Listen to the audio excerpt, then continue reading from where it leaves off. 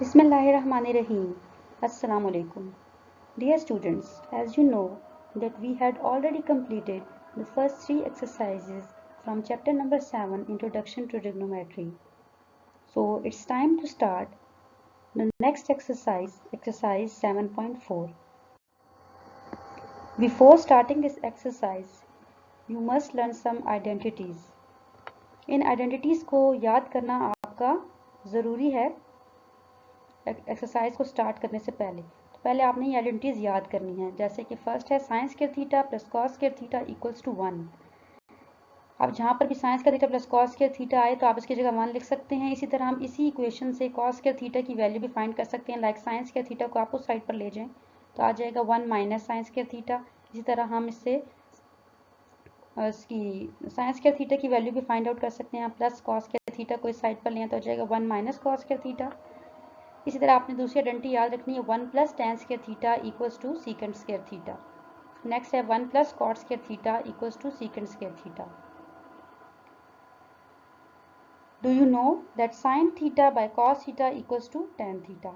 Sign theta cos theta tan theta ये identities हम use करते हैं। Sine theta by cos theta करें तो वो टेन थीटा के इक्वल आता है।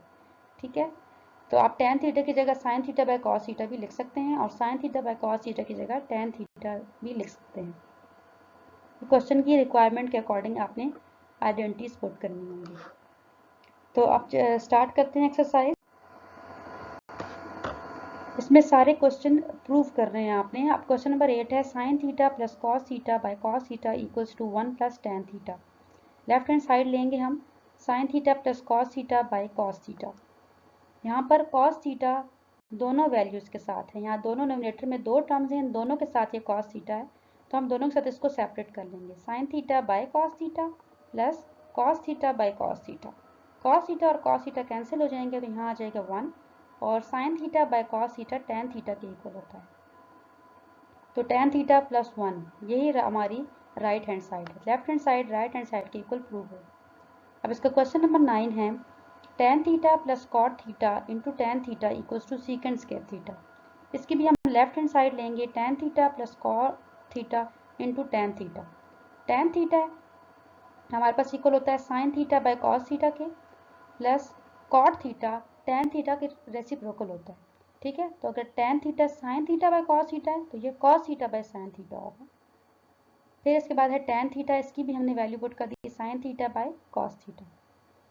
अब यहाँ पर कॉस थीटा साइन थीटा, यहाँ पर ये दोनों टर्म्स ऐड हो रही हैं तो इनका हम एलसीएम ले लेंगे। तो इनका LCM sign theta cos theta ये दोनों टर्म्स आ जाएंगी। एलसीएम लेने के बाद बस वैल्यू आ जाएगी sine square theta plus cos square theta और डिनोमिनेटर में sine theta into cos theta. साथ ये मल्टीप्लाई ऑलरेडी हो रहा है sine theta by cos theta. अब sine square theta plus cos square theta identity के अकॉर्डिंग जो मैंने फर्स्ट स्लाइड में आइडेंटिटीज लिखी हैं उसके according sine square theta plus cos square theta equals to 1 है तो उसकी जगह हमने 1 लिख दिया। 1 by sine theta into cos theta. अब ये साइन थीटा और ये साइन थीटा कैंसिल हो जाएंगे और हमारे पास रह जाएगा डिनोमिनेटर में cos theta into cos theta cos square theta. Cos theta और 1 bye cos theta second theta के इक्वल होता है तो ये 1 बाय कॉस स्क्वायर थीटा है, ये सेकेंड स्क्वायर थीटा के इक्वल आ जाएगा।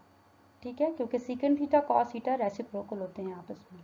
ठीक है, 1 bye cos theta second theta के इक्वल होता है और 1 by second theta cos theta के इक्वल होता है। अब हमने 1 बाय कॉस स्क्वायर थीटा की जगह सेकेंड स्क्वायर थीटा पुट कर दिया। यही हमारी राइट हैंड साइड है।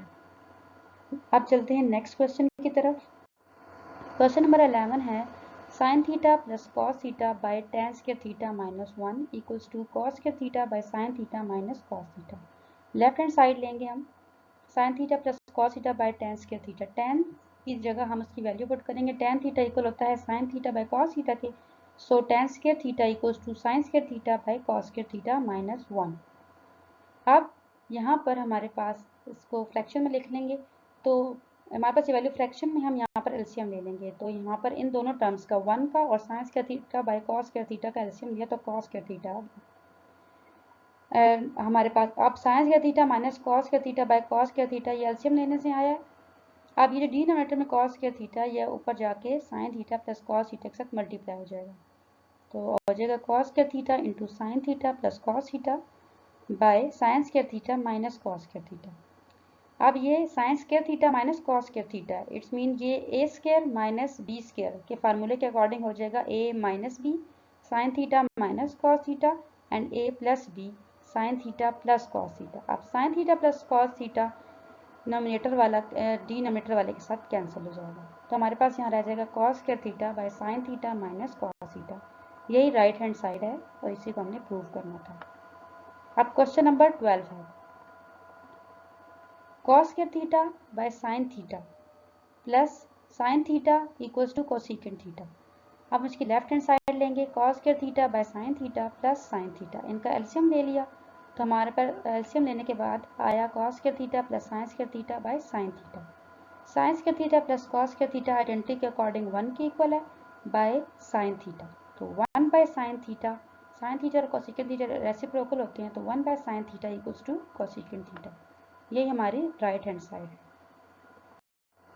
क्वेश्चन नंबर 13 है secant theta minus cos theta equals to tan theta into sine theta.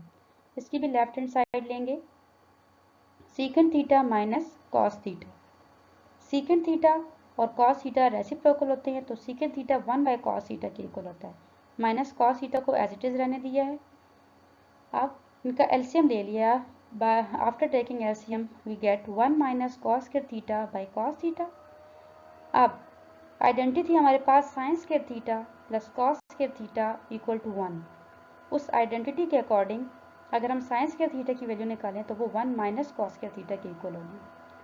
ठीक है, तो 1 माइनस कॉस स्क्वायर थीटा की जगह हम साइन स्क्वायर थीटा उस आइडेंटिटी के अकॉर्डिंग पुट कर सकते हैं। बाय कॉस थीटा हमारे पास ऑलरेडी है। अब हम साइन स्क्वायर थीटा है तो हम साइन थीटा को 2 टाइम्स लिख देंगे, sine theta into sine theta by cos theta. अब sine theta by cos theta किसके इक्वल होता है टेन थीटा के, sine theta by cos theta की जगह हमने टेन थीटा लिख लिया, साथ साइन थीटा लिख लिया, तो यही हमारी राइट हैंड साइड है। हम लोगों ने जो पुटिंग करनी होती है वो प्रूफ के अकॉर्डिंग करनी होती है। ये क्वेश्चंस इजी हैं लेकिन इसमें बहुत ज़्यादा प्रैक्टिस चाहिए आपको, आप इसको अगेन सॉल्व करेंगे तो तब आपको पता चलेगा कि कहाँ पर आपने किस वैल्यू को कन्वर्ट करना है, किसकी जगह आपने आइडेंटिटी पुट करनी है, कहाँ पर पुट करनी है, तो ये सारा आपकी प्रैक्टिस पर डिपेंड करता है। क्वेश्चन नंबर 16 है tan theta plus cot theta into cos theta plus sine theta equals to secant theta plus cosecant theta. Left hand side लेंगे इसकी। अब इसके अकॉर्डिंग टेन थीटा हमारे पास इक्वल होता है sine theta by cos theta के और कॉट थीटा इक्वल होता है cos theta by sine theta के। फिर आगे है cos theta plus sine theta as it is आ गया।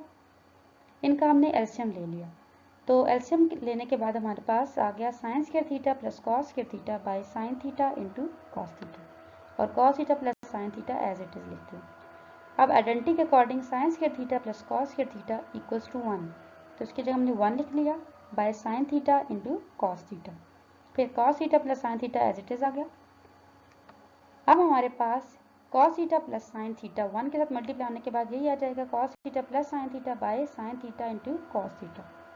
अब ये जो डिनोमिनेटर है, नोमिनेटर में 2 टर्म्स हैं, इन दोनों के साथ अलग अलग कर लेंगे। cos थीटा के साथ साइन थीटा cos थीटा अलग कर लिया और साइन थीटा के साथ sign theta by sine theta into cos theta अलग कर लिया। अब हमारे पास cos थीटा कैंसिल हो गया तो रह गया 1 बाय साइन थीटा। इसी तरह इधर साइन थीटा और साइन थीटा कैंसिल हो गया तो हमारे पास रह गया 1 बाय कॉस थीटा। तो 1 बाय साइन कोसेकेंट थीटा के इक्वल होता है और 1 bye cos theta secant theta के इक्वल होता है। यही हमने प्रूव करना था। आज हमने 16 क्वेश्चन तक कंप्लीट किए हैं। ये 16 क्वेश्चंस आपने अपनी नोटबुक पर लिखने हैं, उनकी अच्छी तरह से प्रैक्टिस भी करनी है। सो आपकी होम टास्क में भी यही है कि आपने 7.4 के up to question 16 reviewed syllabus के अकॉर्डिंग अपनी नोटबुक के ऊपर लिखने हैं और उनकी अच्छी तरह से प्रैक्टिस करनी है। इसमें कोई चीज़ इतनी मुश्किल नहीं है, जस्ट प्रैक्टिस की ज़रूरत है। Thank you so much.